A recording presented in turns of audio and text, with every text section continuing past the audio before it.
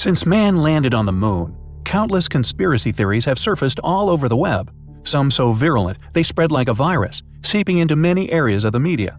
Some of these theories, predictably, hold more water than others. Some claim we never went to the moon, this regardless of the proof that has continued to surface over the years. NASA claims to have lost the telemetry from the moon landings also. The motive behind this claim is unclear, yet no matter how unlikely, they continue to claim that it has been missing for decades. Conspiracy theorists often overlook the astonishing contributions which NASA has also made to modern society. Yet some theories actually claim a literal polar opposite of moon landing conspiracies. These not only agree that we did indeed land, walk, and even drive on the moon, but claim we have been back in secret and to explore a rather astonishing thing.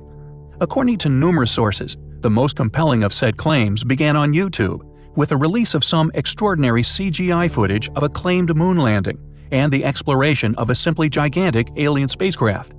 Due to the moon being so difficult to reach, and the fact that anything which either crashed, landed, or was possibly even abandoned on the moon, even billions of years ago, would have been preserved in an incredible condition. In April 2007, videos began appearing on YouTube under the username RetireDaffB, telling the extraordinary story of a supposed Apollo 20, a secret lunar mission that had discovered the existence of intelligent alien life on the moon. Then, on May 23, 2007, Italian UFOologist Luca Scantaburlo managed to secure an interview with an individual who claimed to be the creator of the channel, a man by the name of William Rutledge, who later claimed to be, in fact, himself a retired secret American astronaut, who at the time was living in Rwanda. Rutledge claimed to be the commander of the Apollo 20 crew and to be the owner of the RetireDaffB account. However, the interviewer never met Rutledge in person, as the interview was conducted over Yahoo Messenger. During the interview, however, Rutledge claimed that Apollo 20 was a top-secret mission, launched in mid-August 1976 from Vandenberg Air Force Base near Santa Barbara, California. He also claimed that it was conducted jointly by the United States and the former Soviet Union. He also alleged that other missions were made by American astronaut Leona Snyder, a now-established fictitious persona, and former Soviet cosmonaut Alexei Leonov, the first human to perform a spacewalk. The purported landing site of the mission was near Guyot Crater, a feature near the much larger Delporte crater. Rutledge said the videos show that he and Leonov discovered the remains of an ancient lunar civilization. He also said they brought back artifacts to Earth for study, including a hibernating female humanoid. It is a story which we found highly compelling. What did the Apollo 10 astronauts experience on their legendary transit far beyond Earth contact as they ventured around the dark side of the moon? Our often illuminated satellite is, to our perspective here on Earth, seemingly rotating on a fixed axis, thus only one side of the moon has ever been seen from Earth. Additionally, although known as the dark side, it does indeed receive sunlight. In May 1969, Apollo 10 was the fourth manned mission in the United States Apollo program. It was a real-world or real space operational training mission, an in-depth research and preparation rehearsal in planning of the eventual moon landing, successfully testing componentry, procedural drills, along with several contingencies for if something went wrong. The mission was completely successful, doing all short of an actual lunar landing. What we find the most enigmatic part of the mission, however, the audio transcripts of what even the astronauts termed alien music was heard by all aboard as they lost contact with Houston as they went behind the moon. I didn't used to see the sound out of space, didn't it? Do you hear that whistling sound? That's what we're talking about, those screams from some alien aspect. Supporting the theory of an alien transmission are recent discoveries of pulses leaving our planet from several locations, such as Antarctica, Bosnia, Peru, etc. The perplexing purpose for false doors and so forth.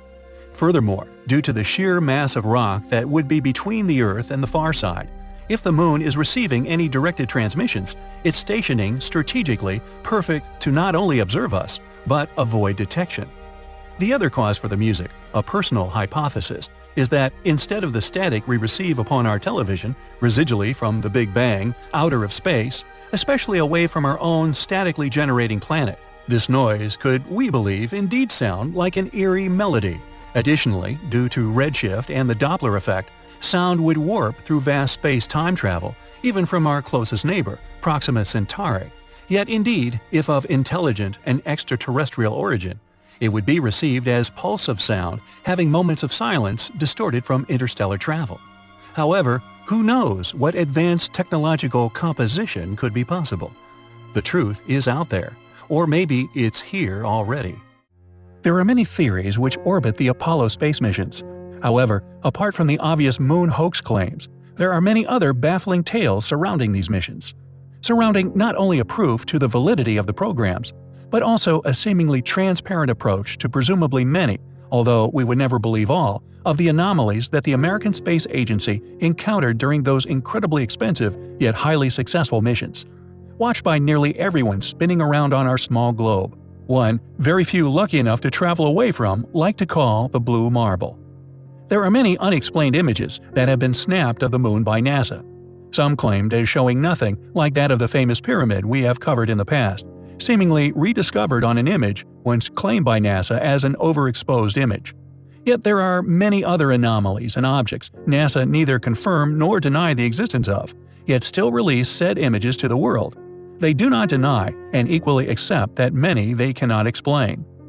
The Shard. This image is a 44-time enlargement of a lunar orbiter frame coded LO384M, taken with a medium-resolution camera at a distance of at least 250 miles. It shows an object dubbed by Richard Hoagland as the Shard. Interestingly, although some have dismissed the object as a simple camera malfunction, the Shard also possesses a shadow correctly aligned with the position of Sol at that time. According to Hoagland, quote, "Poor resolution images, like this one of the Shard, have led some to conclude it is an ephemeral outgassing event. However, the Enterprise mission enhancements reveal no spray or splatter, which would be consistent with such a conclusion." He goes on to state, "The object appears to be solid, though badly battered by meteors." End quote. Above and behind the Shard is the Tower, another among this collection of mystifying images of apparent lunar objects. The Tower has been researched and studied by many people since its discovery among NASA's images. A massive structure, calculated as being an incredible 7 miles high, this estimation clearly makes any consideration that the tower is indeed a real structural anomaly soaring from the lunar surface a tough pill to swallow. Yet the images remain an incredibly difficult thing to explain, and the tower's cuboid feature atop just adds to this ongoing mystery, yet one of deep intrigue, is the mystery of Castle. The name given to an object captured by the Apollo 10 astronauts during the Moon orbit mission, codenamed AS-10-32-4822. It is of a 1-mile-long object floating miles above the lunar surface, like a satellite to our satellite, that, even more amazingly, is possibly like that of what makes Saturn's rings, that being ice crystals of pure water, is apparently, according to future enhanced image study, also made from a material alike glittering glass. Apart from the reports of strange music being heard on the far side of the moon, a claim few will ever be able to confirm the truth of, this extraordinary object is something very few know of, and even less have studied. Unless more attention is given to such incredible anomalies, ones witnessed by us already, and so relatively close to our little home, we may never know what they are. They are, undoubtedly, highly compelling. Why did we never go back to the moon? Undoubtedly man's greatest achievement, a feat which has apparently never been attempted again. There are many conspiracy theories surrounding the moon missions, some for good reasons and others not so. A mission to the moon, or indeed Mars, should be an experience which unites humanity under a common goal. Yet, alas, this unity rarely occurs. It is a well-known fact that knowledge is power, yet unfortunately this fact can often breed deceit and deception. For it is believed by some that knowledge only makes one powerful when it is concealed from another, regardless of whether this always be accurate within reality.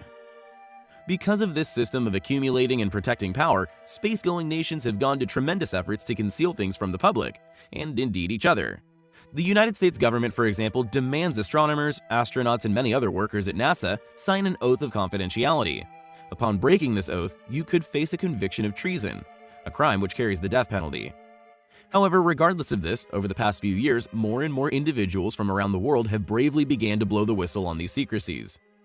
Dr. Ken Johnston, former director of NASA's Department of Photographic Evidence, has stated that during his stay at the agency, he was able to see original photos of countless ruins, pyramids, and intact temples all resting upon the moon.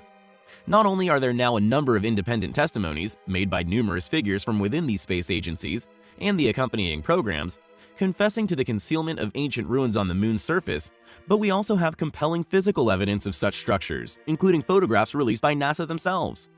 One was snapped by the Apollo 17 astronauts in 1972. Subsequently uploaded to the official NASA website, it was originally labeled as overexposed. However, as technology has evolved and computer software has become more inept at refining images, it has revealed something amazing. Along with apparent pyramidal structure, clearly seen within this image, some investigators have also highlighted a possible monolith in the foreground. Was Space Odyssey trying to tell us something? Predictably, many people have come forward attempting to discredit this discovery. Yet fortunately for us, in the December of 2008, the Hubble Space Telescope took some extremely intriguing images of its own. Images which seem to corroborate the once overexposed Apollo photo. Do these images actually show ancient ruins upon the surface of the moon? If this is the case, how did they get there? Or more importantly, who could have built them? Are these relics proof of an ancient space-going civilization? Or maybe extraterrestrial activity? Regardless of how they got there, we find their existence highly compelling and could be perceived as a possible motive for turning the space programs into black projects. Maybe we did go back to the moon. It's just most were never told about it. After all, knowledge is power. Thanks for watching, guys, and until next time.